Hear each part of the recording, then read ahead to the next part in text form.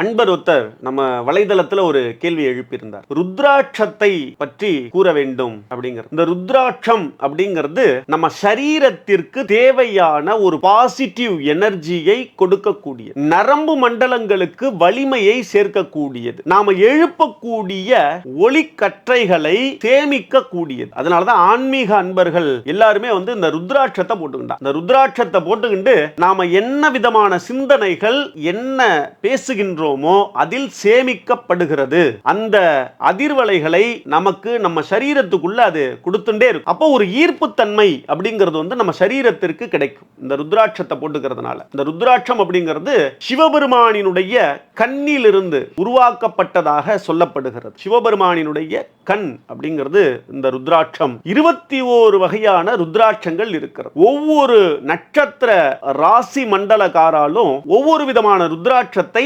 பயன்படுத்துவது நல்லது. அப்ப எல்லாரும் பயன்படுத்தக்கூடியது, சமமாக காமனாக எல்லாரும் பயன்படுத்தக்கூடிய ருத்ராட்சம் எது அப்படின்னா ஆறுமுக ருத்ராட்சம் எல்லாரும் பயன்படுத்தலாம். ஒருமுக ருத்ராட்சம், இருமுக ருத்ராட்சம், இந்த ருத்ராட்சங்களை எல்லாரும் பயன்படுத்தலாம். மற்ற ருத்ராட்சங்களை தேவைக்கு ஏற்ப தெரிந்த நபர்களிடம் கேட்டறிந்து பயன்படுத்துவது நன்மைகளை தரும்.